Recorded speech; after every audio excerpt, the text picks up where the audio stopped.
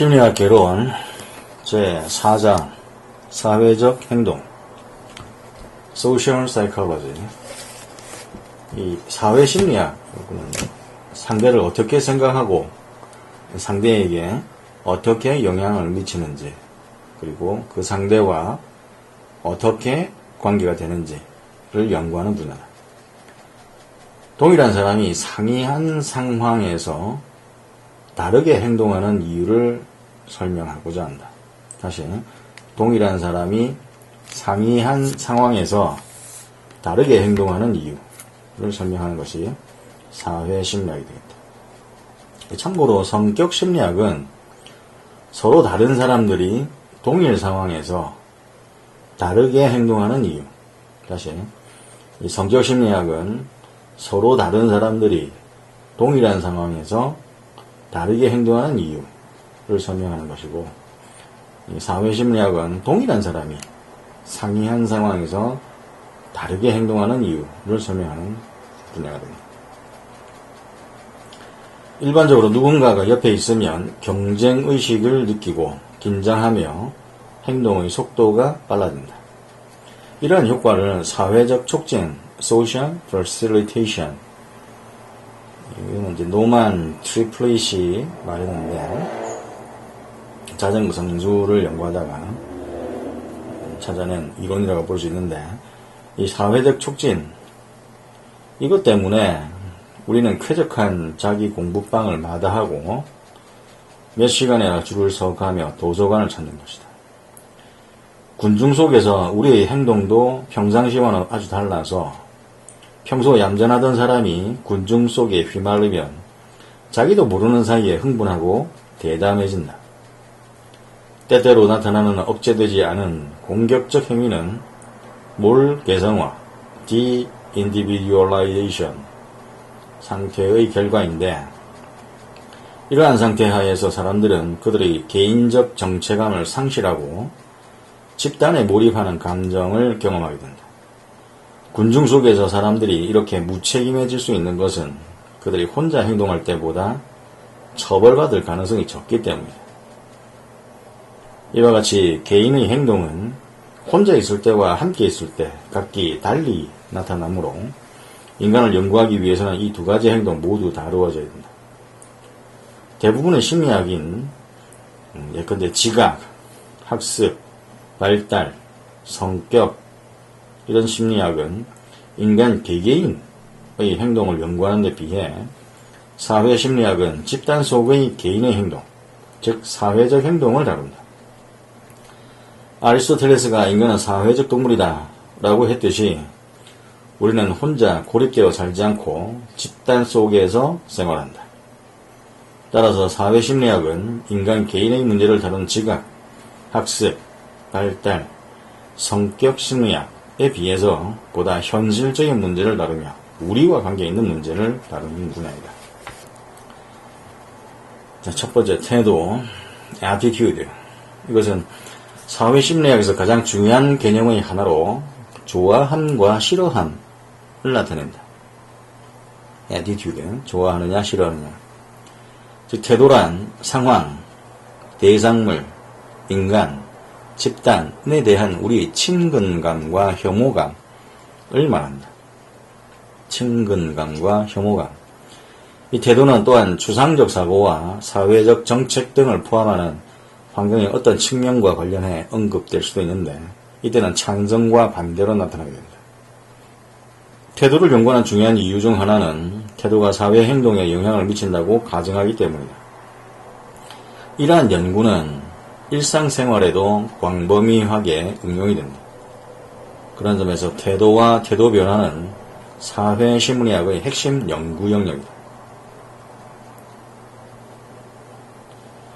태도에 대해서 몇몇 학자들이 다양하게 정의를 했는데, 올포트가 제시한 정의로 태도는 경험을 통해 조직된 것으로서 그것에 관련되어져 있는 모든 대상들과 상황들에 대한 개인의 반응에 직접적이거나 역동적인 영향을 주는 정신적 및 신경적 준비 상태라고 정의를 내렸다. 다시, 올퍼트는 태도를 정의를 어떻게 내렸냐면 경험을 통해 조직된 것으로서 그것에 관련되어 있는 모든 대상들과 상황들에 대한 개인의 반응에 직접적이거나 역동적인 영향을 주는 정신적 및 신경적 준비 상태라고 제안했다. 즉 태도란 것이 사회와 가정에서 경험에 의해 형성되는 정신적 준비 상태로 사람, 대상, 이슈에 대한 일반적이고 지속적인 긍정적, 부정적 감정이라는 정신적 표상, representation을 말하며 이후의 행동에 영향을 주게 된다. 이것은 흔히 신념에 근거를 하게 되고 이 태도는 인지, 정서, 행동, 의도 다시 인지, 정서, 행동, 의도의 3요소를 지니는 지속적인 경향이라고 정의하기도 한다. 여기에는 이제 비인이 안 들어가는데 다시 태도라는 것은 이제 3요소가 있는데 태도의 3요소 인지, 정서, 행동, 의도 이 세 가지 요소들 중에 인지적 요소는 신념, 생각, 지식 이런 것을 말하고 정의적 요소, 그러니까 정서적 요소는 그 대상에 대한 느낌 혹은 호, 불호, 그러니까 좋다, 나쁘다 의 평가를 포함하는 정서관을 의미며 행동적 요소는 대상에게 일정하게 행동하려는 의도 혹은 행동 경향성을 나타낸다. 예를 들어 어떤 자동차에 대한 태도를 생각해보자. 내구성이 있다, 안정성이 높다, 연비가 적게 든다, 안락하다 등과 같은 차의 속성에 대한 인지 혹은 신념들이 있을 수가 있다. 그 차에 대해 호감을 가지고 있거나 차의 뒷모습이 마음에 들지 않는다 라는 감정도 가질 수가 있다. 또한 그 차에 대한 구매 의도를 지닐 수도 있는데 이것은 태도의 행동 의도 요소가 된다. 다시 태도의 3요소 인지, 정서, 행동 의도 이 태도의 특징을 잠깐 보면 인지적으로 좀 복잡하다. 그리고 감정적 혹은 평가적인 단순성을 갖고 있고 그리고 감정 변화시키기가 어렵다. 그리고 감정이 행동에 어떤 미치는 영향이 있으며 태도와 행동의 양방적 인과관계가 있다. 다시 태도와 행동의 양방적 인과관계. 자, 태도. 자, 인지적 복잡성이라는 특징을 가지는데, 자, 태도의 한 가지 특징으로 인지적인 복잡성을 둔다. 사람들은 태도 대상에 관해 되게 많은 생각과 신념들을 가지고 있는데, 예를 들어, 어떤 휴대폰에 대해서 신속하다, 친구들과 의사소통하는데 필수적이다, 수업이나 공부에 방해가 된다, 비용이 부담스럽다, 스트레스 해소에 도움이 된다, 긴급할 때 대비하기 위해서는 반드시 필요하다 라는 어떤 다양한 신념들을 가질 수가 있다. 개인마다 태도 대상에 대한 인지수가 많으며 인지들의 중요성도 각각 다를 수가 있다. 인지적 복잡성이 없고 그 다음 감정적 혹은 평가적 단순성. 이 태도 대상들에 관한 신념들이 복잡한 데 비해서 그 감정이나 평가는 매우 단순한 경향이 있다. 그러니까 좋다 나쁘다 이런 식으로. 그러니까 흡연에 대한 신념들은 다양할 수가 있지만 감정적으로는 단순해서 담배 피우는 것을 좋아하거나 혹은 싫어하는 것이다. 그 태도 연구는 평가 차원이 중요하게 다루어지는데 그 이유는 평가가 행동을 예측하는데 크게 기여하기 때문이다. 평가가 행동을 예측하는데 크게 기여하기 때문에 평가 차원이 중요하다. 그 다음 감정 변화시키기의 어려움. 이 감정과 인지를 비교해 볼 때 모든 조건이 동일하다면 태도 대상에 대한 감정이 그 인지보다 더욱더 변화시키기가 어렵다. 감정이 포함되지 않은 인지는 많은데 비해서 감정이나 평가에는 흔히 인지가 포함되어 있다. 다시 감정이 포함되어 있지 않은 인지는 많은데 비해서 그 감정이나 평가에는 흔히 인지가 포함되어 있다.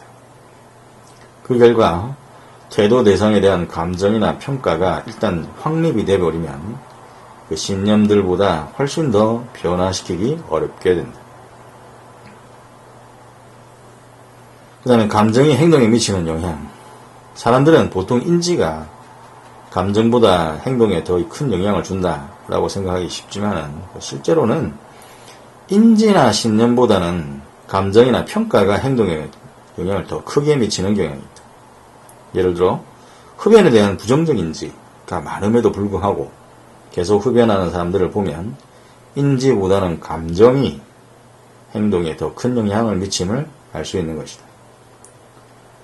그 다음 태도와 행동의 양방적 인과관계. 태도가 원인이고 행동이 결과다라는 어떤 인과관계를 흔히 가정을 하는데 실제로 그런 경우가 많긴 하다. 태도가 원인이고 행동이 결과. 그러나 때로는 행동이 원인이고 태도가 결과일 수도 있다. 예를 들어서 이제 물 안에 발 들여놓기 현상을 보면 알 수 있는데, 예를 들어서 이제 흡연하던 사람이 직장에서 금연 규정 때문에 금연을 하고서 건강이 예전보다 좋아졌다면 흡연에 대해서 이전과 달리 부정적인 태도를 형성할 수가 있다. 또한 자기 지각 이론, 버언이 한 말인데 자기 지각 이론에 의하면 자신의 태도가 모호하거나 불분명할 경우에 사람들은 자신의 행동을 관찰하고 그 관찰을 기초로 자신의 태도를 형성하기도 한다. 예를 들면 어떤 사람에게 좋거나 나쁜 감정이 없었지만 그를 도와주게 되면 호감으로 변화되기도 하는 것이다. 이와 관련해서 필립 짐바르도 역할놀이 실험이 있었는데 그 삶이라는 무대에서 역할놀이로 시작한 것이 바로 자신이 되어버린다 라는 말이 있다. 이 행동이 원인이고 태도가 그 결과일 수가 있는데 이와 관련한 개념으로 문 안에 발 들여놓기, 위교 당시 중공군의 미군 포로에 대한 사고 통제 프로그램, 그다음에 자선, 기부, 헌혈, 제품 판매 이런 것과 좀 관련된 것이라고 볼 수 있겠다.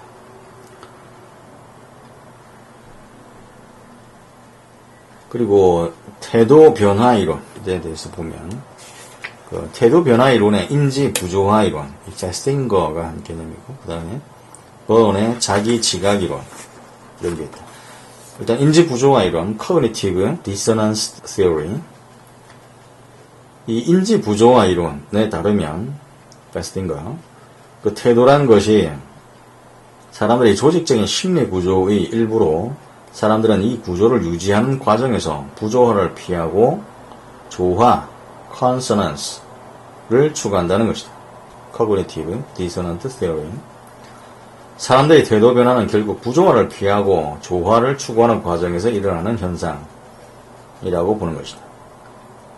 이 인지 부조화 이론에 따르면 예측된 부정적 결과를 야기하는 혹은 그 야기할 가능성을 가진 행동을 자유로이 선택할 수 있다라는 것을 개인이 인지한 경우에만 인지 부조화를 경험하게 된다. 다시 예측된 부정적 결과를 야기하는 혹은 야기할 가능성을 가진 행동을 자유로이 선택할 수 있다라는 것을 개인이 인지할 경우에만 인지 부조화를 경험한다.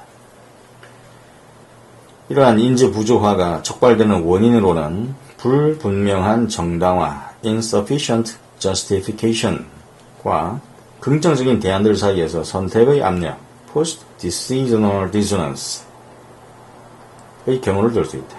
불분명한 정당화와 긍정적인 대안들 사이에서의 선택의 압력, 긍정적인 대안들 사이에서 선택의 압력. 그러니까 덜 강제적이고 책임감이 클수록 부조화 느낌이 강하게 된다. 덜 강제적이고 책임감이 클수록 부조화를 느끼게 된다. 그래서 일관성을 찾기 위해 행위를 정당화시키는 방향으로 태도를 변화시키는 것이다. 그 부조화, 의한 태도 변화가 일어나기 쉬운 경우 흔히 태도를 변화시키게 되는데, 예를 들어서 바람직하지 못한 결과를 예견할 수 있었을 때, 그다음 안 할 수도 있는 행동, 안 할 수도 있는데 행동을 했다. 그 행동 때문에 태도 변화가 일어나는 거예요. 자신이 한 행동을 상황 탓으로 돌리기 어려운 부분. 그러니까 자기가 했다 이거지. 그러니까 태도를, 자기 행동을 보고 바꾸는 거고, 이미 한 원치 않는 행동을 되돌리기 어려운 경우, 원치는 않았지만 이미 한 행동이니까 그 행동에 맞춰서 부조화를 피하기 위해 태도를 바꾸는 것이고, 노력만큼 정당한 대가를 얻지 못한 경우, 이것도 자기 태도를 바꾸게 됩니다. 조화를 축해서 노력만큼 정당한 대가를 얻지 못한 경우, 또 자기 태도를 바꾸게 됩니다. 그리고 언제라도 취소하거나 변경할 수 있는 행동에 대해서는 태도를 잘 바꾸지 않는다. 언제라도 취소하거나 변경할 수 있는 행동은 태도를 잘 안 바꾸게 됩니다. 다음, 자기 지각이론, Self-Perception Theory, Byrne. 자기 지각이론. 행동에 대해서 충분한 보장을 받는 개인의 경우에는 행동 관여에 대한 충분한 외적인 정당화가 존재하기 때문에 태도를 변화시키지는 않지만, 불충분한 정당화를 가진 개인의 경우에는 외적인 충분한 정당화가 존재하지 않고 그들이 관여하는 행동 그 자체를 믿기 때문에 그러한 행동 태도를 형성한다고 본다. 자기 지각 이론의 이러한 효과는 태도에 관한 내적인 단서, internal cues, 태도에 관한 내적인 단서가 약할 경우에 일어나게 된다. 이러한 상황에서 개인은 그들 자신의 행동을 관찰하고 이러한 관찰된 행동에 근거해서 태도를 추론하게 된다. 예를 들어서 무심코 어떤 과일을 먹고 있는데 당신은 그 과일을 좋아하는가? 라는 질문을 받으면 먹고 있는 자신을 관찰함으로써 좋아하니까 먹었겠지 라고 태도를 추론한다고 보는 것이다. 태도에 관한 충분한 내적인 단서가 존재할 경우에는 외적으로 불충분한 정당화가 태도의 변화를 발생시킨다 라는 자기 지각 이론의 설명력은 떨어진다고 할 수 있다. 다시, 태도에 관한 충분한 내적인 단서가 존재할 경우 외적으로 불충분한 정당화가 태도의 변화를 발생시킨다는 어떤 자기 지각 이론의 설명력은 떨어진다고 할 수 있다. 이 두 가지 이론에 대해서 첫째, 인지 부조화 이론은 태도와 행동의 부조화로 인한 심리적 긴장과 불편을 가정하는 반면에 자기 지각 이론은 인지 부조화로 인한 불편이나 긴장을 가정하지 않는다. 그런데 인지 부조화 이론에서는 인지 부조화로 인해서 불편감이나 긴장이 나타나는지 입증하지 못하는 한계를 지닌다. 이와 달리 자기 지각 이론은 인지 부조화와 같은 심리 과정을 가정하지 않고 행동의 원인 추론 과정으로 설명하기 때문에 간결하다. 둘째, 자기 지각 과정은 어떤 대상이나 쟁점에 대해서 태도가 형성되지 않았거나 태도가 불분명한 경우 또는 사소하고 처음으로 당면한 주제들에 잘 적용이 된다. 한편 인지 부조화 이론은 자기의 태도가 분명할 경우 원래의 태도가 현저하게 부각되는 경우에, 그리고 더 논쟁적이고 자기에게 중요하며 관여 수준이 높은 주제들에 잘 적용이 된다. 다시, 인지 부조화 이론은 자신의 태도가 분명할 경우 원래의 태도가 현저하게 부각되는 경우, 더 논쟁적이고 자기에게 중요하며 관여 수준이 높은 주제들에 대해 인지 부조화 이론이 잘 적용이 된다. 다음, 설득과 태도의 변화. 설득과 태도의 변화. 사람들이 태도를 변화시키기 위한 방법으로 주로 설득 기법이 이용된다. 신념, 즉 인지를 변화시키기 위해서는 논리적인 주장을 펴거나 새로운 정보나 사실을 제공하는 등의 방법을 사용한다. 이러한 설득에 영향을 주는 요인으로는 전달자 요인, 그러니까 설득자, 두 번째 전달 내용 요인, 그리고 수신자 요소, 이런 것들이 있는데, 자, 전달자 요인, 설득자 요인, 수신자에게 미치는 설득 효과의 중요한 요인의 전달자, 커뮤니케이터가 누구냐 하는 것은 잘 알려진 사실이다. 전달자가 신뢰할 만하거나 전문가로 평판이 나 있거나 호감을 주는 사람이라면 설득 효과는 높아질 수 있다. 그러나 항상 그러한 전달자가 설득에 성공하는 것은 아니다. 전달 내용이 수신자의 관심거리라든가 이익이 크게 관여되었다든가 하는 상황에서는 전달자에 대한 정보가 전달 내용의 정보 처리에 영향을 덜 미칠 것이다. 즉 이러한 경우에는 중심 경로 처리가 이루어지기 때문에 누가 말하는 것이냐 하는 것이 그렇게 큰 영향을 주지를 못한다.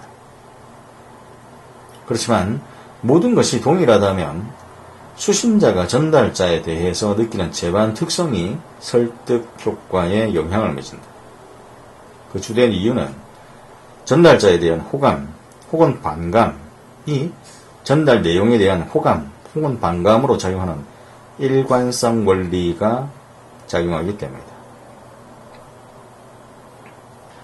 자, 설득과 태도 변화에서 전달자 요인, 이 두 가지 신뢰성과 호감, 같은 내용이라 할지라도 신뢰성, credibility, 신뢰성이 있는 전달자의 전달 내용을 더욱 잘 받아들인다. 이것은 전문성과 믿음으로 구분될 수 있는데, 전문성이 인정되는 사람은 그렇지 않은 사람보다 더 큰 설득력을 발휘한다. 믿음은 전달자가 편파적이지 않다라는 인정을 받을 때 느껴진다. 또 전달자가 말하는 것이 그의 입장, 성격, 태도 탓으로 내적 귀인될 때보다 사실적 상황 탓으로 외적 귀인될 때 설득력을 얻게 된다. 다음 호감, 전달자에게서 느끼는 신뢰감과 마찬가지로 전달자가 주는 매력, 즉 호감도 설득력을 높인다. 호감을 주는 인상의 사람이 더욱 설득력을 지니며 자신과 기호가 비슷한 사람에게 더 큰 호감을 느껴 설득되기가 쉽다. 또한 처해 있는 상황에서 제시되는 논점과 관련되어 동일시하는 집단은 그 중거 집단으로서 소속 성원의 태도 결정에 큰 영향을 미친다. 그러나 우리가 신뢰하는 사람이 말한다고 늘 설득력이 있는 것은 아니다.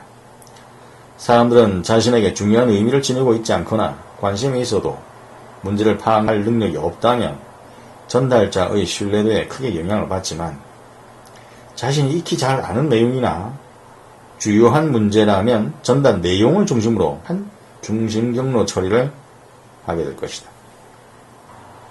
다음 전달 내용 요인, 논점의 짜임새, 반복 효과, 메시지의 외형, 진인 태도와 메시지 내용의 괴리, 이런 것들이 있는데, 태도 변화를 도모하는 설득의 내용이 중요하다고는 하지만 그 외에도 여러 가지 요소의 분석이 가능하다.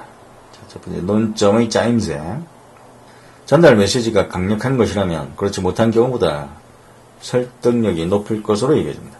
그러나 강한 메시지라고 항상 설득력이 높은 것이 아니라 수신자가 메시지의 호소에 귀를 기울이고 관심을 보이는 경우에 특히 설득력이 높고, 그렇지 않은 경우에는 강한 것이나 약한 것이나 차이가 없다. 즉 빈틈없이 논리가 짜여진 경우에는 깊은 생각을 추구하는 수사적 질문이 설득에 더 효과적이다. 참고로 논리적 설명이나 객관적 통계치를 제시하는 이성적 내용보다는 감성적 호소가 더 효과적일 수도 있다. 다음 반복 효과도 있는데, 전달 내용 요인에 메시지를 반복해서 접하게 되면 소위 노출 효과로 인해서 친숙해지고 긍정적인 반응을 얻게 되지만, 이러한 효과는 한계가 있다. 즉 어느 정도 반복은 친숙도를 더하긴 하지만 적정 수준을 넘어서면 그 지루함이나 반발심을 초래한다. 메시지가 복잡하지만 잘 짜여 있다면 여러 번 반복되어도 지루함이 덜하며 논점과 관련된 생각을 촉발시키는 반복은 긍정적인 효과를 지닐 것이지만 메시지가 약하고 짜임새가 없다면 그 반복은 부정적인 효과를 가져온다. 다음 메시지의 외형. 수신자가 메시지를 접했으나 논점을 이해할 만한 능력이 부족하거나 이해하려는 관심이 없을 때 또는 다른 복잡한 일 때문에 주의를 충분히 기울일 수 없는 상황에서라면 논지의 강약은 문제가 안 되고 피상적인 틀이 태도 변화의 영향 요인으로 작용한다. 이를테면 메시지에 담긴 주장의 길이, 배열의 길이 이런 것들이 영향을 미칠 수 있다. 다음 진인 태도와 메시지 내용의 괴리. 메시지가 주는 괴리가 커질수록 수신자로서는 태도를 변화시켜 주장을 따르기가 어려워진다. 그러나 신뢰할 수 있는 전달자의 경우 괴리가 큰 주장도 수용될 수가 있다. 괴리가 작을 때는 사람들은 자신의 태도와 큰 차이가 없는 것으로 얘기해서 동화 효과가 나타나 태도 변화가 쉽고, 괴리가 큰 경우에는 자신의 태도와 차이가 크다고 생각해서 대조 효과가 나타나 태도 변화 이외의 다른 반응을 보이기 쉽다. 다시 전달 내용 요인의 4가지: 논점의 짜임새, 반복 효과, 메시지 외형, 그 다음에 진인 태도와 메시지 내용의 괴리. 그 다음에 수신자 요소. 수신자 요소의 자기 관여, 태도 면역, 인지 욕구 이런 게 있는데, 자, 수신자의 자기 관여, 수신자의 태도 면역, 인지 욕구. 이 자기 관여는 2가지로 구분될 수 있다. 자신의 입지, 커미트먼트와 논점 관여. 이 자신의 입지, 커미트먼트는 자신이 취하게 된 태도와 의견이 확고해서 변할 수 없는 경우를 의미하는데, 태도와 반대되는 설득은 태도 변화보다는 방어적 반응을 일으키기가 쉽다. 이 경우 메시지와 내용에 대한 중심 경로 처리를 하면서도 자신을 방어하는 편파 처리를 하게 됩니다. 2번째, 논점 관여. 이 논점 관여는 수신자가 제기된 논점에 얼마만큼 흥미를 느끼는가의 문제인데, 자신의 이해가 관련되어 있는 정도가 강할수록 논점 관여가 심해지며 정보의 내용에 깊은 관심을 보이는 처리가 나타난다. 그러나 논점이 복잡한 문제를 다루고 있으면 수신자의 이해 능력에 따라서 그 논점보다는 전달자 효과가 나타나기 쉽다. 다음 태도 면역. 현재 지닌 태도와 반대되는 설득 메시지를 접했을 때 이것들에 저항하고자 한다면 현재 지닌 태도의 근거를 확고히 하거나 아니면 반대되는 태도의 근거를 알고 이에 대비하는 논리를 지니고 있는 것이 효과적이다. 반대되는 태도의 근거를 알고 이에 대비하는 논리를 지니고 있을 경우에는 마치 전염병의 면역 효과를 얻기 위해서 약한 병균을 체내에 집어넣어 면역력을 배양시키는 것과 같다. 다음 인지욕구. 생각하고 사고하기를 즐기는 경향에 있어서 개인차가 존재한다는 것은 지위가 높은 사람은 낮은 사람에 비해 설득 메시지를 논점 위주로 처리하려는 경향이 강해서 적극적으로 논지를 생각하며 설득 주제와 관련된 내용의 회상률이 높다. 3번째, 사회적 영향. 동조. 동조가 있고 순종, 복종, 동조, 순종, 복종 3가지가 있는데, 동조와 관련해서 그 카멜레온 효과라는 게 있다. 이것은 흉내를 통해 감정을 공유하는 것으로 무드 랭키지라고 하는데, 기분이 연계되는 것이다. 카멜레온 효과와 관련해서 모방 자살이 있는데, 피암시성 효과, 그 기분이 전염되는 것과 관련이 있다. 어쨌든 동조, conformity란 다른 사람들의 신념이나 기준에 따르려는 욕구에 의해 일어나는 행동이나 태도의 변화를 동조라고 한다. 동조압력을 증명하는 일련의 고전적 실험들이 솔로몬 애쉬에 의해 수행되었다. 실험에 참여한 5명의 대학생 집단에게 그 직선의 길이를 판단하는 과제를 실시했는데, 그 집단의 압력이 없었던 통제 집단의 피험자들은 전원이 정답을 제시했었다. 애쉬와 관련해서는 대인지각과 관련해서 중심 특성, 주변 특성, 그 중심 특성에 일치하게 나타나는 주변 특성, 이것과 관련되어 있고, 애쉬 같은 경우는 그 인상 형성에 있어서 형태주의적 관점, 그러니까 타인의 정보를 선택적으로 수용하고, 그리고 상황의 요인을 고려해 재해석 분석하여 새로운 형태로 조직화한다 라는 인상 형성에 있어서 형태주의적 관점을 제시하고 있다. 어쨌든 솔로몬 애쉬의 실험 결과는 너무나 명백한 상황에서도 많은 사람들이 다수의 의견에 동조함을 보여주었다. 실제 사람들은 자신의 판단에 어긋나는 일이라도 다른 사람들로부터 일탈자라는 비난이나 따돌림을 당하지 않기 위해 그들의 행동을 따르는 경우가 많다. 물론 다른 사람에게 동조하는 정당한 이유가 있을 수 있다. 다른 사람이 자신에게 중요하고 유일한 정보원이 될 때가 있고, 그들의 행동이 자신의 당초 판단이 옳지 않았음을 확신시켜 줄 때가 있다. 특히 물리적 현실이 불확실한 상황에서 적절한 행동을 하는 데 대한 다른 지침이 없을 경우 우리는 다른 사람의 행동에 동조하게 되는 것이다. 한편 스미스와 본드는 애쉬의 가설을 가지고 수행되었던 거의 모든 연구를 검토했었다.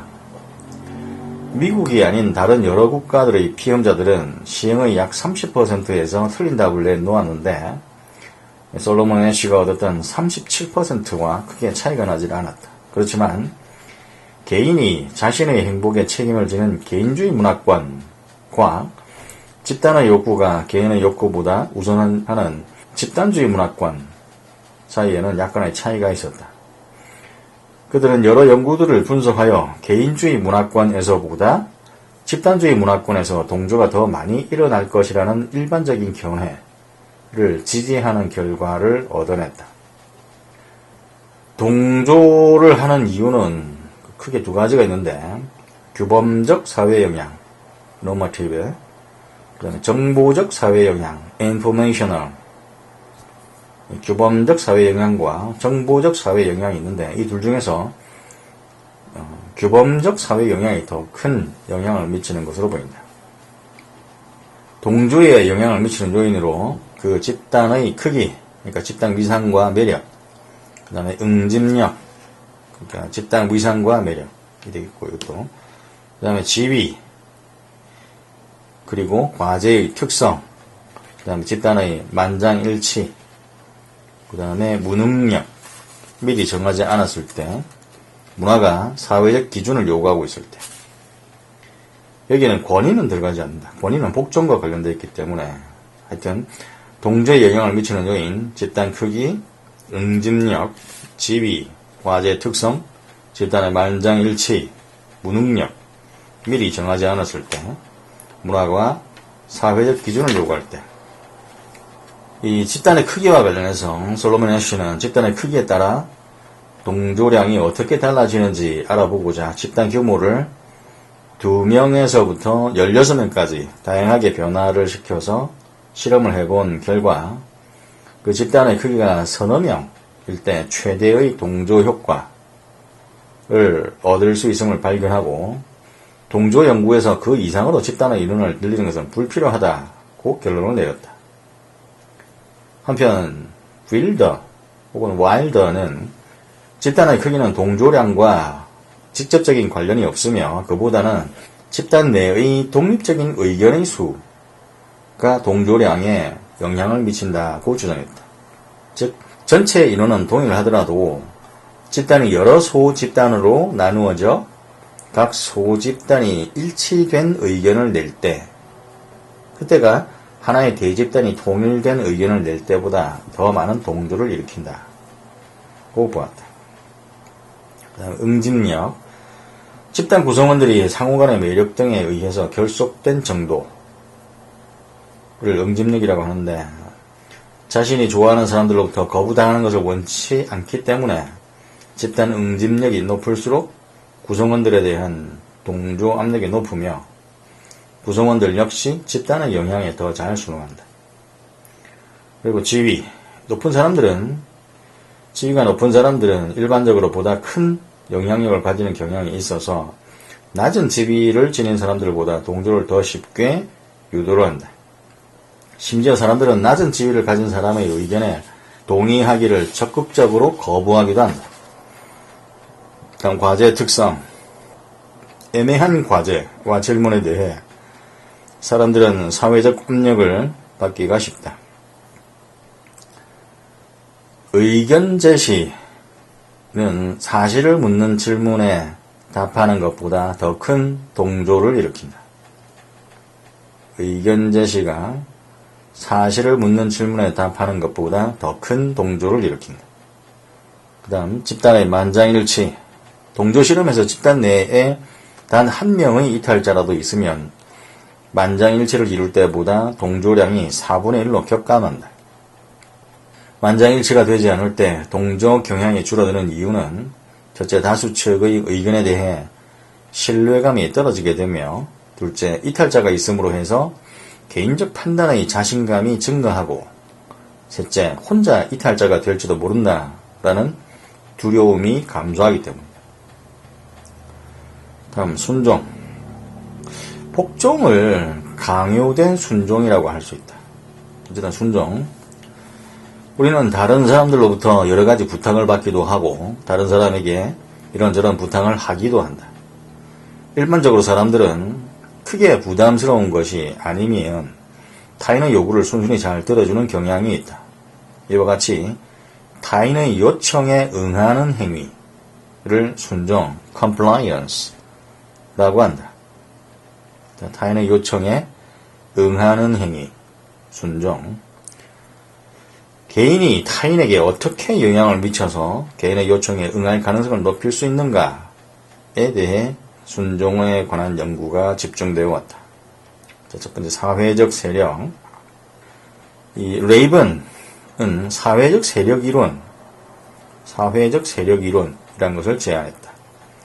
개인이 타인에게 영향을 미치는 데 사용할 수 있는 자원, 즉 세력 기반을 6가지로 제시하고 있는데, 보상, 강압, 합법적 권위, 전문성, 준거 세력, 정보, 이렇게 6가지를 들었다. 보상, 강압, 합법적 권위, 전문성, 준거 세력, 정보. 이 보상, reward, 이것은 타인에게 긍정적인 결과를 제공할 수 있는 능력, 그건 중요한 세력 기반이 된다. 예를 들어 엄마의 심부름을 한 아들에게 칭찬을 하고 과자를 사줌으로써 엄마는 계속 심부름을 시킬 수가 있게 된다. 보상이 세력으로 작용하기 위해서는 보상이 가치 있게 여겨져야 하고, 보상을 얻기 위해 개인은 세력 소지자에게 의존해야만 하며 세력 소지자의 보상 약속이 신뢰성이 있어야 한다. 라는 3가지 조건이 충족돼야 된다. 보상과 관련돼서 충족되어야 할 3가지 조건. 보상이 가치 있어야 되고, 그리고 세력 소지자에게 의존해야 하고, 그리고 보상 약속이 신뢰성이 있어야 된다. 다음 강압, coercion. 요구에 따르지 않을 경우 처벌할 수 있는 능력을 강압이라고 한다. 이 강압은 거짓 순종을 초래할 뿐만 아니라 세력 행사자와 순종자 간의 부정적인 관계를 형성할 위험이 따르기 때문에 그렇게 바람직한 방안은 아니다. 다음 합법적 권위, legitimate authority. 타인에게 어떤 식으로 행동하도록 요구할 수 있는 사회적으로 인정된 권한이나 권위를 의미한다. 이 합법적 권위는 상관 부하, 교수 학생, 부모 자식 간의 관계와 같이 그 역할이나 지위 또는 규범과 같은 집단 구조 자체로부터 부여되기 때문에 강력한 힘을 발휘할 수 있다. 다음 전문성, expertise. 전문 지식, 경력 및 기술도 좋은 세력 기반이 된다. 예를 들면 환자의 증상을 진단하고 처방하는 의사, 학생을 가르치는 교수, 자동차의 결함을 설명하는 정비사 등은 전문성을 기반으로 한 세력이다. 이러한 세력은 세력 소지자가 특별한 전문성을 지니고 있다고 믿어질 때 생긴다. 다음 중거 세력, referent power. 한 개인이나 집단이 타인으로부터 존경을 받고 동일시 대상이 될 때 생기는 세력을 준거 세력이라고 한다. 존경받고 동일시 대상이 될 때 생기는 세력. 이 준거 세력입니다. 자신이 동경하고 동일시하고자 하는 준거 인물이나 준거 집단의 태도나 행동을 그대로 따라하는 경향이 있다. 자신이 좋아하는 연예인과 같은 헤어스타일을 고집하거나 존경하는 선생님 말투를 따라하는 행위가 준거 세력의 영향을 받은 예라고 볼 수 있다. 다음 정보, information. 올바른 길을 시사하는 정보나 논리적 주장을 제공하는 능력. 자, 올바른 길을 시사하는 정보나 논리적 주장을 제공하는 능력을 정보라고 한다. 자신의 진로에 대한 정확한 정보를 주는 선생님이나 자신이 쓴 글의 논리적 오류를 지적해주는 동료는 개인에게 영향을 주고 있는 것이다. 참고로 이 복종을 증가시키는 요인에는 그 피해자와의 근접성, 그리고 명령자의 근접성과 합법성, 그리고 기관의 권위, 불복종 인물이 존재하느냐, 그리고 동일시, 중거 세력, 그리고 내면화, 다시 근접성, 특히 이제 피해자와의 근접성, 그리고 명령자의 근접성과 합법성, 기관의 권위, 불복종 인물의 존재, 그 다음에 중거 세력, 동일시, 그다음 내면화, 이런 것이 이제 복종의 증가 요인인데, 이 순종과 관련해서 순종을 증가시키는 사회적 세력, 사회적 세력으로 이제 보상, 강압, 합법적 권위, 전문성, 준거 세력, 정보, 이런 것들이 있다. 구별해 줘야 되겠고, 다음 순종을 얻어내는 기법. 자, 순종을 유도하기 위한 효과적인 방법들이 몇 가지 있는데, 문간에 발 들여놓기, foot in the door technique, 문전 박대 기법, low in the face technique, 낮은 공 기법, low ball technique, 그 다음에 덤 끼워주기 기법, destinador technique. 문간에 발 들여놓기, foot in the door. 그 상대방이 커다란 요구를 직접적으로 하는 것보다는 관련된 일에 대한 작은 요구를 먼저 하고 이를 수락하고 난 다음 커다란 요구를 하면 이에 대한 설득이 용이해진다. 이것은 장시간에 걸쳐 요구를 수용하게 할 때 유용하다. 다음 문전박대, door in the face. 처음에는 아주 큰 요구를 했다가 이를 거절하면 그 대신 어느 정도 크기의 요구를 하는 것이 효과적인 경우가 있다. 이것은 문간에 발 들여놓기 기법과는 반대로 즉각적인 설득이 필요한 상황에서 유용하다. 그 다음에 낮은 공 기법, low ball. 어떤 하기 싫은 일에 대한 요구를 불명료하게 해서 응낙을 받은 후에 그 요구의 내용을 분명히 하면 처음부터 그 요구를 명확히 해서 요구하는 것보다 응낙을 얻을 가능성이 높아진다. 이는 순종을 유도하는 데 효과적이기는 하지만 속임수에 불과하다. 그 다음에 덤 끼워주기, destinador. 어떤 물건을 팔 때 당신에게만 특별히, 오늘만은 특별히 그러니까 다른 물건을 덤으로 끼워준다고 하면 판매량이 급증을 하게 되는데, 예를 들어 과자와 빵을 같이 포장해서 1,000원을 받는다고 하는 것보다는 빵이 1,000원인데 당신이 사면 과자까지 같이 준다 라고 하면 그 판매량이 75% 정도 더 상승한다. 그 다음에 복종, 강요된 순종, 복종. 그 순종은 타인의 부탁을 들어주는 행위인데 비해서 복종이란 권위를 가진 사람의 요구에 순응하는 행동. 권위를 가진 사람의 요구에 순응하는 행동이 복종이다. 이때 복종, obedience란 상을 받고 벌을 회피하려는 동기에서 유발된 행동을 뜻한다. 상을 받고 벌을 회피하려는 동기에서 유발된 행동이 복종이 되겠다. 개념적으로는 순종에 비해서 강제적 성격이 더 짙어서 강요된 순종이라고 하는데, 그다음 밀그램 실험 보자. 참 인간의 권위 압력이 얼마나 취약한가를 이제 밀그램이 입증을 했는데, 그 연구에서 지역신문의 광고를 보고 실험에 참가한 사람들에게 처벌이 학습에 미치는 효과에 관한 연구를 하는 것이라고 설명을 하고, 둘씩 짝을 지어서 한 사람은 학생, 나머지 한 사람은 선생 역할을 하도록 지정했다. 학생은 쇼크 기계에 연결된 전기 자극을 팔에 붙인 채 앉아서 학습하고, 그 다음에 선생은 옆방에 떨어져서 학생에게 암기할 단어를 읽어주고 그 실수를 할 때마다 벌을 준다.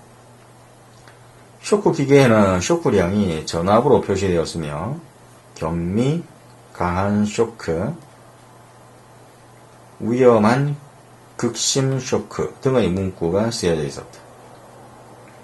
서로 인터컴을 통해 의사소통을 했는데, 실험이 진행되면서 학생은 문제에 계속 오답을 내고 실험자는 선생에게 점차 쇼크 강도를 높이도록 지시를 했었다.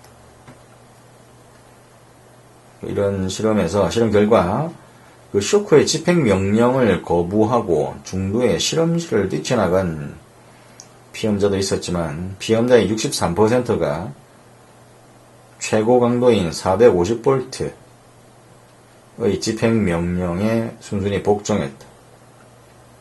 63%가. 밀그램은 보통 사람들이 일상적인 삶을 영위해 나가는 동안 권위의 압력에 따라 쉽게 자신의 신념에 어긋나는 잔혹한 일을 벌이는 하수인이 될 수 있음을 깨달았다. 적개심 없는 파괴자가 된 것이다. 이 복종을 증가시키는 조건들이 몇 가지 있는데, 피해자와의 근접성, 명령자의 근접성과 합법성, 그 다음에 기관의 권위, 불복종 인물의 존재. 이것도 이제 복종을 증가시키는 조건이 되겠는데, 아까 전에 이제 동조와 관련해서는 집단의 크기, 응집력, 지위, 과제의 특성, 그러니까 과제 특성은 이제 의견이 사실보다 더 동조를 많이 일으킨다는 거. 그다음에 만장일치. 다시 동조는 집단 크기, 응집력, 지위, 과제 특성, 만장일치. 이것이 이제 관련되어 있었고, 복종은 이제 근접성, 그러니까 피해자와의 근접성, 명령자의 근접성과 합법성, 기관 권위, 불복종 인물. 그래야겠다. 이 피해자와의 근접성과 관련해서 피해자와 처벌자가 멀리 떨어져 있을수록 처벌 명령에 대한 복종 가능성이 높아진다. 예를 들어 전쟁 때 폭격기 조종사가 양민이 사는 마을에 폭탄을 투하하는 것보다는 수색대원이 살려달라고 애원하는 양민을 앞에 두고 직접 총을 쏘기가 더 어려울 것이다. 두 번째, 명령자의 근접성과 합법성. 이 명령자의 물리적 존재 여부에 따라서 복종률이 다르다. 그러니까 밀그램의 실험에서 명령자, 즉 실험자가 다른 곳에 있으면서 전화로 명령을 내린 결과 450V까지 완전한 복종률이 21%까지 격감했었다. 또한 권위 인물의 합법성 지각도 복종에 영향을 미친다. 실험자가 전화를 받고 실험실을 나가면서 사무원, 그러니까 실험 보조자인 사무원에게 명령자, 즉 실험자 역할을 하도록 맡겼는데 그렇게 하니까 피험자의 80%가 완전 복종을 거부했었다. 그 다음에 기관의 권위, 미국 예일대학 구내에서 이렇게 밀그램 실험을 했었는데 그 실험을 하고 나서 피험자들과의 인터뷰를 통해 예일대학이라는 권위가 실험자의 명령을 합법화 시킬 수 있음을 확인했었다. 다음 불복종 인물의 존재. 밀그램은 실험을 약간 변형해서 선생 역할을 하는 피험자를 도와주도록 2명의 실험 협조자를 추가로 배치했었다. 이들이 피험자에게 실험자의 명령을 따르지 말고 각자 소신대로 쇼크를 집행할 것을 요구하니까 피험자의 90%가 실험 협조자의 말을 따랐었다. 그러니까 만장일치가 깨졌을 때 동조량이 급격히 감소하는 현상과 마찬가지로 명령에 복종하지 않는 사람이 존재하면 복종률이 크게 떨어지는 것이다. 이 사회적 영향에 대한 반응으로서 동조는 권위와 관계없이 주변 사람들의 태도와 판단, 행동 이런 것에 따르는 행동인데 비해서 복종은 자기보다 권위를 가진 사람의 압력에 따르는 행동이다. 그리고 개인이 타인과 같아지기를 원하는 욕망 때문에 그의 태도나 행동을 따르는 동일시 어떤 가치나 신념을 자기 것으로 만드는 내면화 이런 것들도 사회적 영향으로 본다. 다음, 사회적 관계. 이 사회적 관계와 관련해서 편견, 공격성, 갈등, 매력, 이타심 이런 것들이 있는데 갈등과 관련해서 이제 사회적 함정 이란 게 있는데 사회적 함정은 이제 각자 합리적인 이익을 추구해서 나타나는 걸로 이제 상대를 불신하는 것이고 그래서 우리 모두 패자가 되는 그런 현상이 되겠다. 왜곡된 지각이라고 미러 이미지 이 왜곡된 지각 경상 이미지라고도 하는데 미러 이미지 서로 악마로 지각하는 것 적대의 악순환이 이제 미러 이미지가 되겠다. 전 사회적 관계 편견, 공격성, 갈등, 매력, 이타심 이런 것들이 이제 중요한 논점이 되는데 사람들은 사회생활 속에서 다른 사람들과 관계를 맺고 살아간다. 우리는 혼자서 살아갈 수 없기 때문에 어떤 사람과 어떤 관계를 형성하느냐 하는 것은 개인의 삶에 있어서 중요한 문제다. 사람들은 타인과의 관계를 통해서 자신의 욕구를 충족시키고 편안함과 애정을 주고받고 감정적 지지를 얻고 충고를 듣거나 조언을 해주고 다른 사람에게 영향력을 발휘하고 자아상을 발전시킬 수가 있다. 이러한 사회적 관계를 형성하는 데는 긍정적 측면인 신체적 매력, 근접성, 친숙성, 유사성, 보상성, 그리고 부정적 측면인 수줍음, 편견 이런 것들이 사회적 관계를 형성하는 데 있다. 첫 번째, 대인관계 형성의 긍정적 요인. 근접성이라든가 신체적 매력, 친숙성, 유사성, 보상성 이런 것들이 있는데 근접성은 우정의 예언자라고 한다. 공격보다는 호감을 더 불러일으킨다.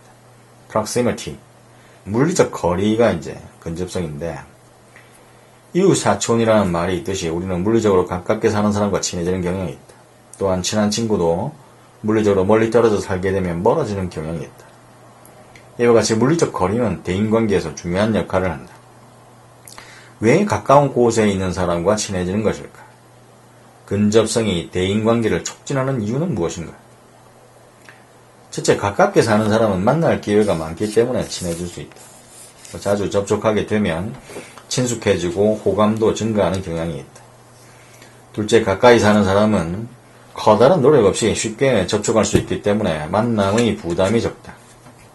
물리적 거리가 커지면 그만큼 사귀는데 심리적 부담이 증가한다. 따라서 근접성은 경제적인 접촉을 가능하게 하여 대인관계를 촉진한다. 셋째, 가까이 사는 사람은 서로 유사한 경우가 많기 때문에 친해지게 된다. 비슷한 지역에 사는 사람들은 사회 경제적 수준, 교육 수준, 취미, 가치관 등이 유사한 경우가 많아서 넓은 공감 영역을 갖게 된다. 넷째, 가까이 사는 사람과는 친밀한 관계를 형성해야 한다라는 인지적 압력이 친교의 노력을 증진시킬 수 있다. 이웃과 불편한 관계를 맺는 것은 서로에게 고통스러운 일이다. 따라서 우리는 이웃 사람에 대해서는 친밀하고 긍정적인 관계를 맺으려는 노력을 더 많이 하게 되는 것이다. 다음, 신체적 매력. 대부분의 사람들에게 있어 아름다운 것은 선할 것이다 라는 확신이 있다. 결국 다른 요인들이 동일하다면 신체적으로 매력이 있는 사람이 덜 매력적인 사람보다 인기를 얻을 수가 있다. 이는 아동기에서 성인기까지 지속된다.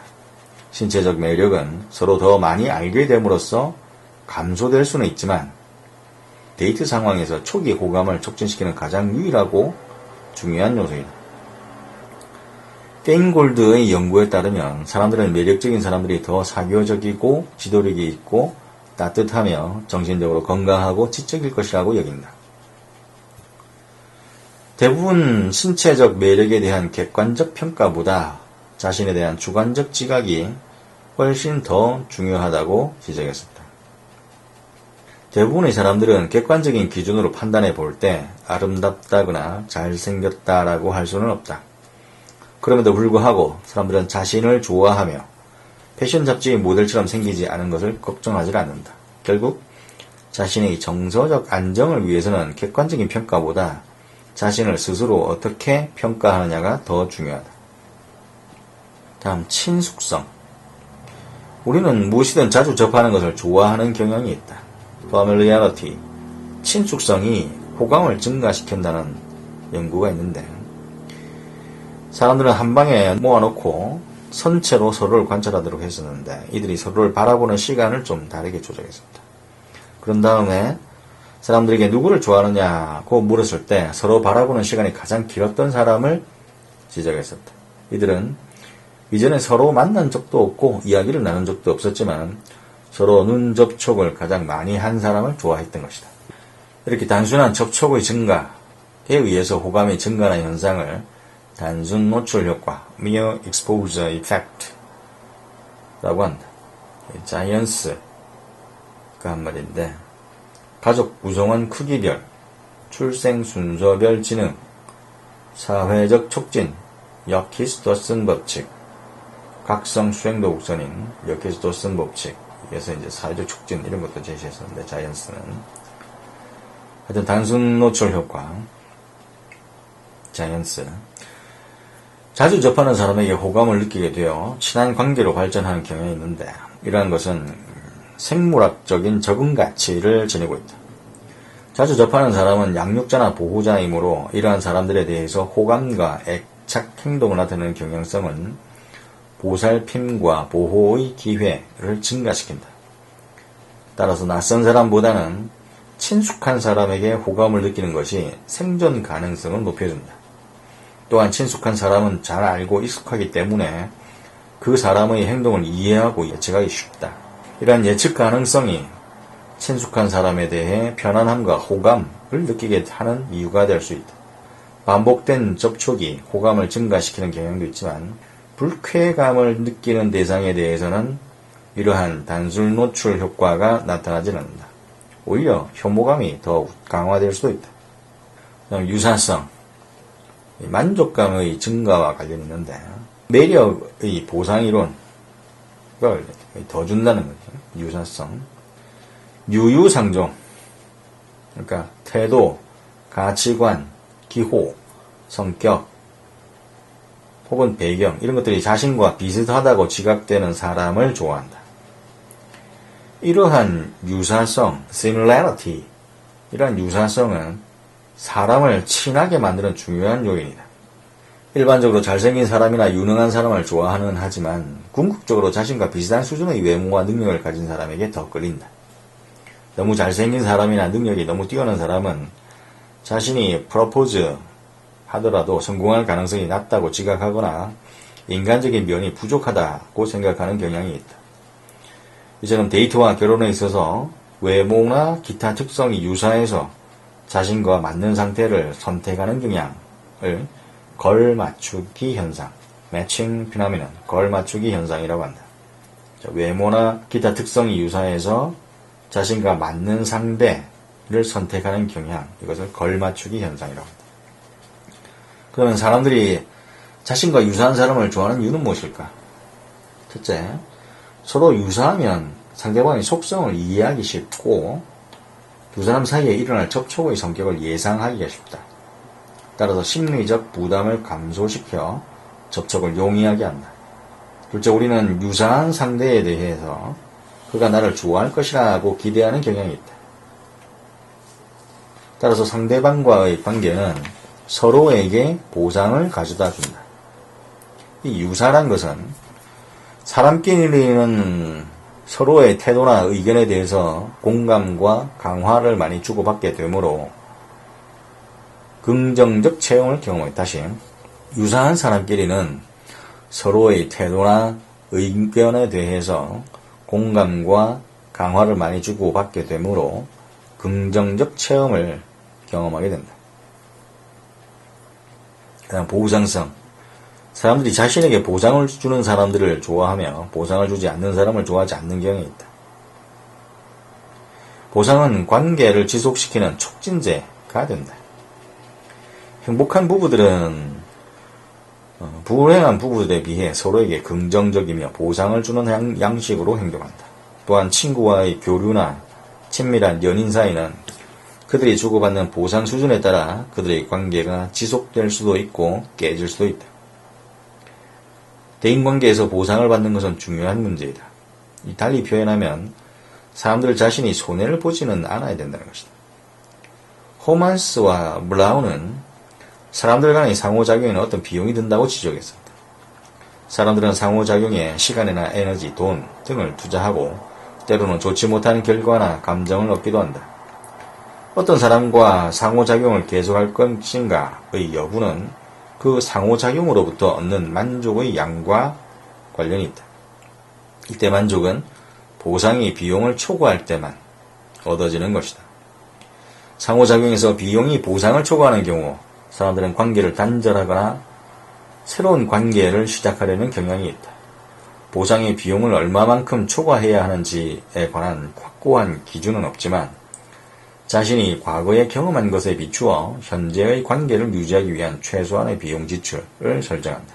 그래서 설정한 최소치보다 낮은 보상을 주는 친구와의 관계나 그 밖의 친분 관계는 계속하지 않는다. 다음, 대인관계 형성의 장애 요인. 수줍음. 장애 요인으로 수줍음이 있고 편견 이런 것이 이제 대표적으로 있는데, 수줍음은 대개 부정적인 자기 개념에서 발생한다. 와스너와 베런트는 자아상에 자신이 없는 사람은 수줍어하는 방식으로 행동한다 라고 주장했다. 이것은 자신이 유능하다고 생각하지 않는 사람은 자신의 사상이나 생각, 다른 사람에 대한 태도 등을 다른 사람들에게 드러내는 것을 걱정하기 때문이다 라는 것이다. 따라서 자기 개념이 부정적인 사람들은 자기의식적이고 자신을 비판한다. 이들은 사회적 접촉이 부족하기 때문에 다른 사람에 의해 이해받지도 못하고 그들의 생각을 보상받지도 못한다. 그렇다면 수줍음은 나쁜 것인가? 그 답은 좋고 나쁘다라고 말할 수가 없다. 수줍음이 사회적 상황에서 어떻게 작용하느냐에 따라 달라진다. 와스너는 수줍음이 사람들과의 접촉을 방해하기 때문에 문제가 된다고 했다. 수줍음은 새로운 사람을 만나고 새로운 친구를 사귀는 것을 어렵게 한다. 수줍음 때문에 그들의 권리를 주장하지를 못한다. 또한 수줍음은 사람들을 자기의식적으로 만들고 자기를 비판하고 다른 사람들에 대해 긍정적 생각을 갖지 못하게 하고 다른 사람과 떨어져 있게 만든다. 몽고메이는 수줍음을 타는 사람들은 자신을 덜 매력적인 사람으로 여기고 주변의 다른 사람들과 대인관계를 발전시킬 수 있는 사회적 기술이 부족하다고 생각을 한다고 했다. 이것은 다른 사람이 주는 가치 있는 사회적 이익으로부터 그를 자신을 멀리 격리시켜버린다. 한편 일시적인 수줍음이 좋은 결과를 가져오는 경우도 있다. 어느 정도의 수줍음은 자기를 돌아볼 수 있게 하고 문제를 깊이 있게 생각하게 하며 창의적 해결책을 만들 수도 있다. 직장에서 수줍음은 직무의 좋은 특성이 될 수 있고 수줍어하는 사람들이 말을 안 하는 대신에 더 열심히 일하는 경우도 많다. 따라서 수줍음은 그것이 다른 사람들과의 관계를 형성하는 데 방해가 될 때에만 문제가 된다. 이러한 수줍음에 대해 그 자신을 변화시키려고 노력은 하긴 하는데 이러한 수줍음을 줄이기 위한 노력으로 몇 가지를 생각해 볼 수 있다. 역할 모델을 따라하는 방법, 상상력을 동원하는 방법, 그리고 성공 가능성이 높은 새로운 행동을 시도하는 방법, 그리고 자신의 긍정적 특성에 초점을 맞추는 방법입니다. 다시 수줍음에 대처하는 방법으로 몇 가지를 들 수 있는데 첫 번째, 역할 모델을 따라하는 방법. 두 번째, 상상력을 동원하는 방법. 그러니까 계획했던 것을 연습하는 거죠. 그리고 성공 가능성이 높은 새로운 행동을 시도하는 것. 그러니까 하나의 좋은 경험이 또 다른 좋은 경험을 불러줄 수 있으니까. 그래서 큰 의욕을 불러일으킬 수도 있고 자기를 확신할 수 있게 해주는 그런 역할을 해주니까 성공 가능성이 높은 새로운 행동을 시도하는 것. 그리고 자신의 긍정적 특성에 초점을 맞추는 거죠. 다음, 편견. 이 편견은 좀 부정적인 것인데 예단과 관련입니다.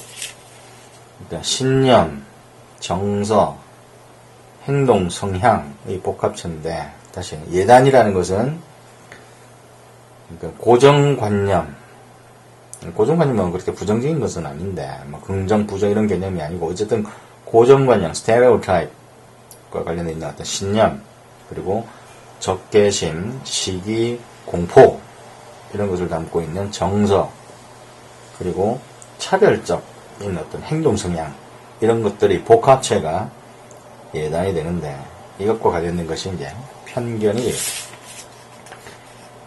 참고로 그 스테레오타입, 고정관념은 범주화를 거쳐 현저한 사례, 그 다음 공평한 세상, 그리고 후견 편파, 그 다음 편견, prejudice, 왜곡된 고정관념을 토대로 어떤 집단 전체를 나쁘게 보는 것이 이제 편견인데,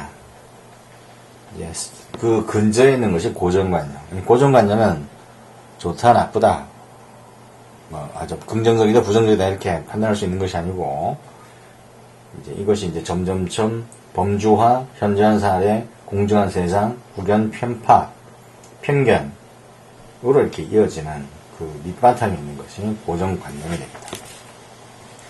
사람들은 대부분 고정관념, 즉 편견을 가지고 있는데 어떤 사람에 대해 선입견을 갖고 굳어버린 믿음, 그것을 고정관념이라고 한다. 선입견을 갖고 굳어버린 믿음을 고정관념이라고 한다. 때때로 사람이나 장소 그리고 생활 사건들을 범주화하는 역할을 한다. 그래서 강원도 출신 사람은 뭐 어떻다, 전라도 출신 사람은 어떻다, 이런 식으로 어떤 집단에 속하는 사람들을 볼 때 그 집단의 고정관념에 맞춰서 해석하는 경향이 있다. 근데 이러한 편견은 사람을 부정적으로 인식하게 한다. 예를 들어서 미국에서는 흑인과 스페인인이 백인보다 덜 우호적으로 묘사가 되는데 부정적인 고정관념이나 편견은 다른 사람들을 불공평하게 다루도록 만든다. 사람들의 경직된 신념은 때로 어떤 사람들을 싫어하게 만들고 그들을 별로 중요하지 않게 생각하게 된다. 그 결과 차별을 하게 된다. 차별 대우는 어떤 사람이 특정한 사회 집단에 소속되어 있다는 이유만으로 그 사람을 차별적으로 대하는 것이다. 여성에 대한 편견과 인종편견, 장애를 가진 이들에 대한 무관심, 이런 것들로 인해 정작 이들은 일상생활에서 많은 어려움을 겪어야 된다. 부정적 고정관념이나 편견에는 자기 고향적 편파가 들어있다는 연구가 있다. 그래서 차별이 쉽게 이루어진다. 사람들에게 어떤 특정 집단이 부정적인 특성을 갖고 있다고 정신훈련을 시키게 되면 그들은 그 특정 집단의 구성원들을 부정적으로 규정하고 따라서 그 같은 대우를 받아야 한다. 그러니까 공평한 세상을 원리죠. 그 같은 대우를 받아도 된다라고 이렇게 생각을 한다. 사람들은 그 집단을 차별할 뿐만 아니라 생각과 행동을 통해 자신을 합리화시킨다. 다시 말해 편견을 가지면 개인의 판단, 귀인, 행동 전반에 대해 영향을 미치게 된다. 그러니까 자신의 편견을 합리화하게 되는 것이다. 그럼 편견을 어떻게 극복하는가? 다른 사람의 독특한 특성을 일단 찾아봐야 된다. 그러기 위해서는 다른 사람의 성격이나 개인적 특성을 깊이 생각할 시간을 가질 필요가 있다. 이렇게 시간을 갖는 것이 어떤 사람을 재빨리 범주화시켜버리는 경향을 수정하고 감소시킬 수가 있다고 한다. 그리고 대면 접촉을 하면 자신이 다른 사람과 얼마나 많은 공통점을 갖고 있는지도 알게 된다. 참고로 그 편견의 뿌리가 있는데, 편견의 뿌리, 사회적 뿌리, 정서적 뿌리, 인지적 뿌리 이런 게 있는데, 편견의 사회적 뿌리에는 사회적 불평등과 집단 동일시. 여기서 사회적 불평등이란 그 불평등을 합리화하고 차별에 희생되는 것에 분노나 자기 비난을 유발하게 된다. 다시 사회적 불평등은 불평등을 합리화하는 것인데 차별에 의해 희생되는 것이 분노, 자기 비난을 유발하게 된다. 다시 편견의 사회적 뿌리에 사회적 불평등과 집단 동일시 두 가지가 있는데 사회적 불평등은 그 불평등을 합리화하게 된다. 그 차별에 희생되는 것이 분노나 자기 비난을 유발하게 된다. 그 다음에 집단 동일시로 인해 내 집단 편향을 촉진하게 된다. 인그룹 바이어스. 그 다음 편견의 정서적 뿌리, 희생양을 물색하게 된다. 편견이 다른 사람을 비난하도록 해줌으로써 분노의 방출구를 제공해 주는 것이다. 즉 비난을 통해 자기 존중감을 회복하게 된다. 그 다음 편견의 인지적 뿌리, 범주화, 현저한 사례, 공평한 세상, 후견 편파 이런 게 있는데 인지적 뿌리, 고정관념이라는 것은 세상을 인지적으로 단순화하는 그런 방식의 부산물일 뿐이다. 고정관념은 세상을 인지적으로 단순화하려는 그런 방식의 부산물이다. 이 범주화는 다양성에 대한 지각을 편향시켜버리는데 우리는 다양하지만 그들은 유사해 보인다라는 개념이 범주화가 되고 그럼 현재한 사례는 과잉 일반화를 가리키고 공평한 세상은 고통받는 사람을 오히려 배려를 하지 않는 것이다. 공평한 세상. 후견 편파.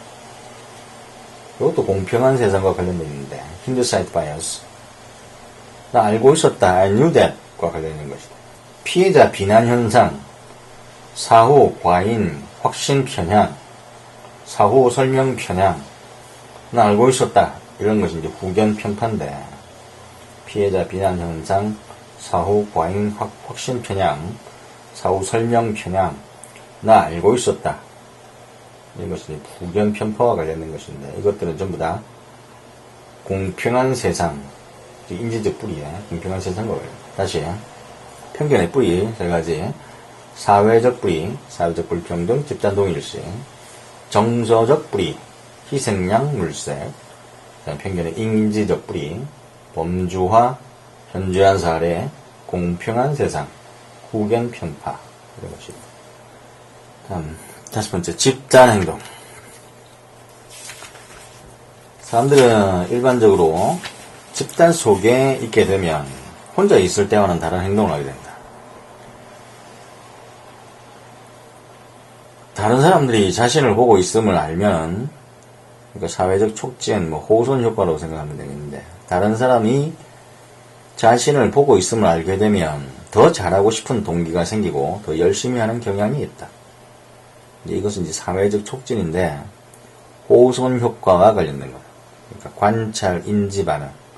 실험에 조명 작업할 때 효율성을 나타내는데, 어떤 신기한 처치를 한 후에 행동 수준이 증가하는 현상, 호손 효과가 되겠다. 그러나 나중에는 반응이 감소한다. 즉 이전으로 회귀하는 것입니다.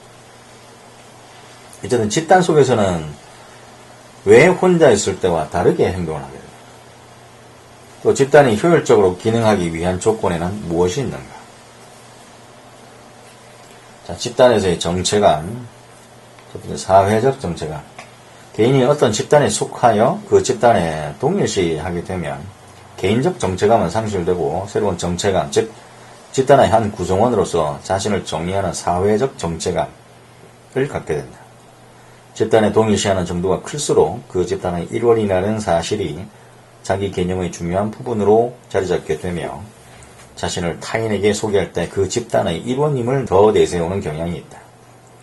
개인적 정체감을 지닐 경우 사람들은 자신과 타인으로 범주화를 하게 되지만 사회적 정체감을 갖게 되면 내 집단과 외 집단으로 구분하여 지각을 하게 된다. 따라서 집단에서의 개인 사고와 행동은 대체로 사회적 정체감을 바탕으로 이루어진다고 볼 수 있다.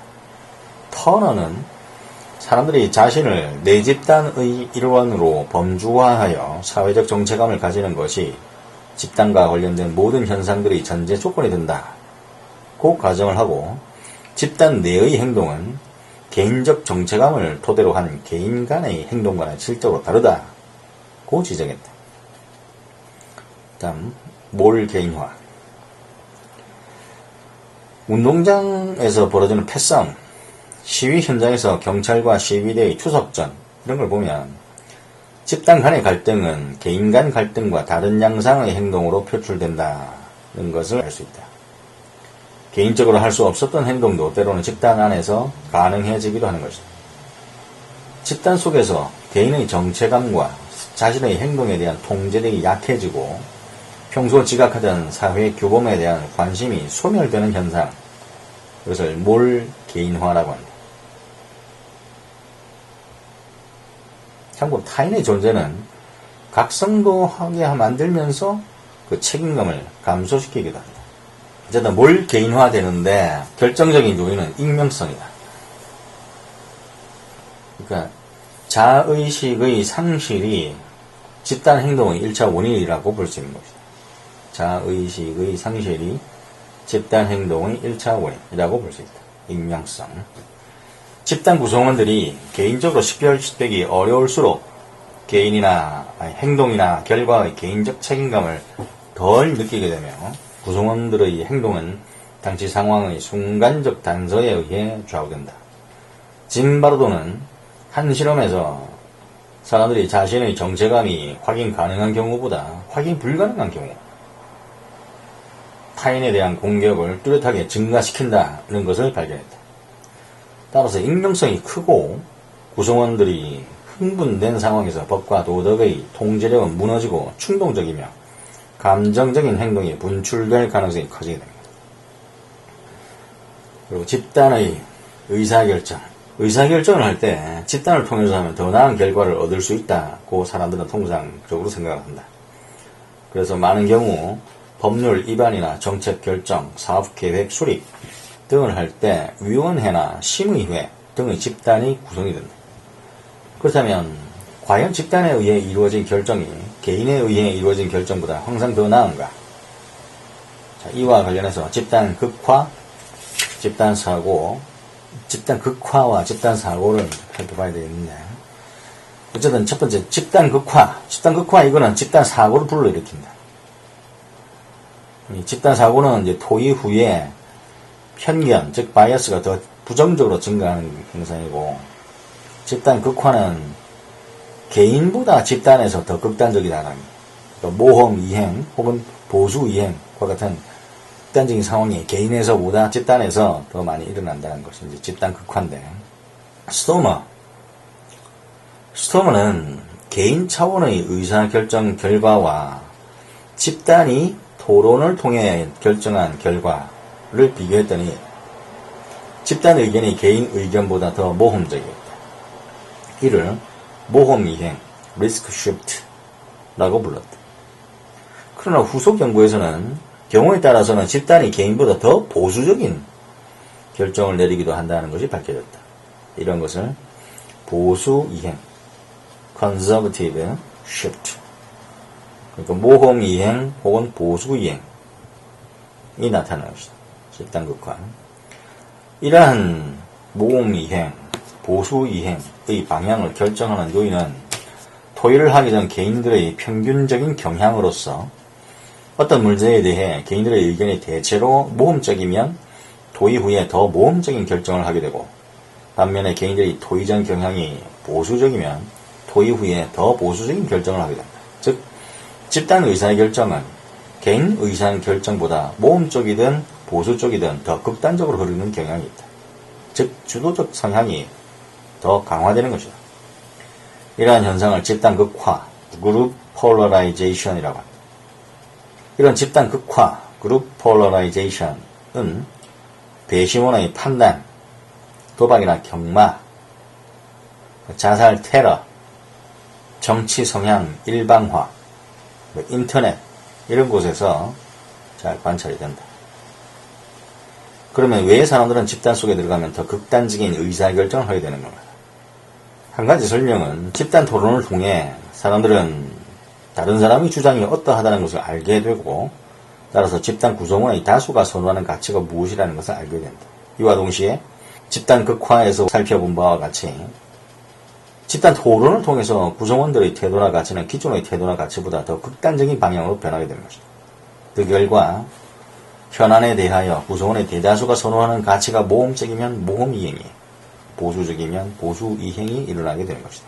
즉 정보적 사회 영향, Informational Social Influence로 인해 현실에 대한 타인의 견해를 받아들이는 의지에서 초래되는 경향을 정보적 사회 영향이라 하는데, 이와 관련됐다고 보면 되겠다. 비교할 개념으로 허위적 합의 효과라는 게 있는데, False Consensus Effect. 허위적 합의 효과는 타인이 자신의 행동과 신념을 공유하는 정도를 과잉 추정하는 경향, 이것을 허위적 합의 효과라는 겁니다. 이거와도 다소 관련된 것으로 보인다. 집단 극화를 설명하는데 세 가지 주요 이론이 있는데, 사회 비교 이론, 정보 이론, 사회 범주화 이론, 세 가지가 있다. 첫 번째 사회 비교 이론에 따르면 집단 내의 개인은 집단의 다른 구성원들로부터 긍정적인 평가를 받기를 원한다는 것이다. 사회 비교 이론. 따라서 극단적인 의견을 표명하는 것이 다른 사람의 인정을 받는다면 그들은 기꺼이 그렇게 하게 되는 것이다. 이 사회 비교 이론이고, 그 다음 정보 이론. 이 정보 이론에 따르면 집단 내에서 논의되는 대부분의 정보들은 대다수 구성원들의 기존 입장을 지지하고자 하는 것이다. 그러니까 정보적 사회 영향이죠. 설득력 있는 사실과 논쟁에서의 노출은 집단 구성원들로 하여금 자신의 의견을 더욱 극단적으로 만들게 되는 것이다. 그 다음 사회 범주화 이론. 이 사회 범주화 이론에 따르면 집단 구성원들은 자기 집단을 다른 집단으로부터 구분하고 싶어한다. 그러니까 다른 집단과는 차이가 나는 더 극단적인 의견을 채택함으로써 이러한 것을 이룰 수 있는 것이다. 사회 범주화 이론. 다시 집단 극화를 설명하는 세 가지 이론, 사회 비교 이론, 긍정적인 평가를 받기를 원하는 것, 그 다음 정보 이론, 정보적 사회 영향, 그 다음에 사회 범주화 이론. 그러니까 더 극단적인 의견을 채택함으로써 구분을 하고 싶어하는. 자, 그 다음 집단사고. 의사 결정 집단이 집단의 조화에만 지나치게 신경을 쓴 나머지 반대의 의견을 묵살하고 억압하는 것이라고 볼 수 있는데, 집단사고. 다시 의사결정 집단이 집단의 조화에만 지나치게 신경을 쓴 나머지 반대의 의견을 묵살하고 억압하는 현상. 이것이 이제 집단사고라고 볼 수 있는데, 그러니까 합의와 만장일치에 대한 압력, 그리고 그에 대한 동조 동기로 인해 어떤 다른 의견을 제시하거나 충분히 논의하지 못한 채 의사결정을 하게 되는 오류를 집단사고로 합니다. 다시 합의와 만장일치에 대한 압력, 그리고 그에 대한 동조 동기로 인해 다른 의견을 제시하거나 충분히 논의하지 못한 채 의사결정을 하게 되는 오류. 흔히 집단사고는 강력하고 권위주의적인 지도자를 중심으로 응집력이 강한 집단에서 긴박한 상황 아래 의사결정을 할 때 이 집단사고가 발생합니다. 이 집단사고가 나타나는 그 징후가 있는데, 우리처럼 우수하고 강력한 집단의 의사결정이 잘못될 리가 없다라는 이런 환상, 지나치게 만장일치를 선호한 나머지 구성원들이 혹여 다른 의견을 갖고 있어도 만장일치를 이루는데 방해되고 집단의 결속을 깨는 것을 피하기 때문에 의견 제시를 꺼리는 경향이 있다. 이것은 과신, 동조, 자기 정당화, 집단 극화, 다시 과신, 동조, 자기 정당화, 집단 극화, 이런 것에 의해 조장입니다. 선택적 정보 수집, 비판의 억제, 집단적 합리화, 이런 것과 관련된 것입니다. 다시 선택적 정보 수집, 비판 억제, 집단적 합리화. 야니스는 집단사고가 발생할 때 일반적으로 나타나는 5가지 특성을 들었는데, 첫 번째, 이 집단사고에서 집단은 매우 응집적이다. 두 번째, 소수의 대안만, 아주 작은 수의 대안만을 고려한다. 세 번째, 외부에서 오는 정보가 차단되어 있다. 네 번째, 시간적 압력 때문에 스트레스가 많다. 다섯 번째, 매우 독단적인 리더가 집단을 지배하고 있다. 다시요. 야니스가 집단사고가 발생하는 특징 5가지. 응집적이다. 그리고 소수의 대안만 고려한다. 외부에서 오는 정보가 차단되어 있다. 시간적 압력 때문에 스트레스가 많다. 매우 독단적인 리더가 집단을 지배하고 있다. 결과적으로 집단이 선호하는 안 이외의 대안을 충분히 탐색하지 못하며 선호하는 안의 위험성과 누락된 정보 등을 검토하지 못하고 비상시에 대한 대책 수립이 미흡한 것 등의 문제를 가진 의사결정을 하게 된 것이다. 이러한 집단사고를 예방하고 파국적인 결과를 막을 수 있는 방법으로, 첫째, 일단 리더는 구성원들에게 모든 제안들에 대한 반론이나 의문을 제기하도록 권장해야 된다. 둘째, 리더 자신의 견해를 표명하는 것을 삼가야 된다. 만약에 자신의 선호를 밝힐 경우에는 최후에, 가장 나중에 표명해야 된다. 세 번째, 외부 전문가들을 때때로 초빙해서 집단 토의에 참여시키고 집단 구성원들의 견해에 대해 반론을 제기하도록 고무해야 합니다. 네 번째, 집단을 여러 개의 하위 집단으로 나누어서 독립적으로 토의를 하게 한 후 함께 모여서 차이를 조정하도록 하는 것이 좋다. 그 다음에 적어도 한 사람은 다른 구성원들의 아이디어에 대해 비판만 하는 역할을 하도록 지명을 해버립니다. 다시. 자, 집단사고를 예방하는 어떤 방법. 자, 일단 리더는 구성원들에게 모든 제안들에 대한 반론이나 의문을 제기하도록 권장해야 되고, 두 번째, 리더 자신의 견해를 표명하는 것을 삼가야 되고, 만약에 혹시라도 자신의 선호를 밝힐 경우에는 최후에 표명하도록 하고, 그 다음에 세 번째, 외부 전문가들을 초빙해서 집단 토의에 참여하게 하고 집단 구성원들의 견해에 대해 반론을 제기하도록 고문해야 됩니다. 네 번째, 집단을 여러 개의 하위 집단으로 나눠서 독립적으로 토의하게 한 후 함께 모여서 차이를 조정하도록 하는 것이 좋고, 그 다음 마지막으로 적어도 한 명의 사람은 다른 구성원들의 아이디어에 비판만 하도록 하는 역할을 하도록 지명을 해버립니다. 다음, 집단의 과제 수행. 집단에서의 과제 수행과 관련해서 이제 사회적 촉진과 사회적 태만 이 두 가지가 논점이 되겠는데, 사람들은 주어진 과제를 혼자 수행할 때 비해서 집단으로 수행을 하거나 또는 여러 사람들이 보는 앞에서 수행하게 되는 경우 동기나 수행 결과에 있어서 다른 양상을 보인다. 자, 사회적 촉진. 사회적 촉진하면 여키스 다슨 법칙이 있습니다. 그것은 감각 지각의 각성 상태와 과제 수행 능력상 역유자 형태의 상관관계가 성립한다는 것이다. 다시 여키스 다슨 법칙, 역유자 국성, 감각 지각의 각성 상태와 과제 수행 능력, 각성 상태와 과제 수행 능력을 나타내는 역유자 곡선인데, 어쨌든 사회적 촉진, 사람은 혼자서 일을 할 때보다 집단 속에서 일을 할 때 과제 수행 능률이 높아진다.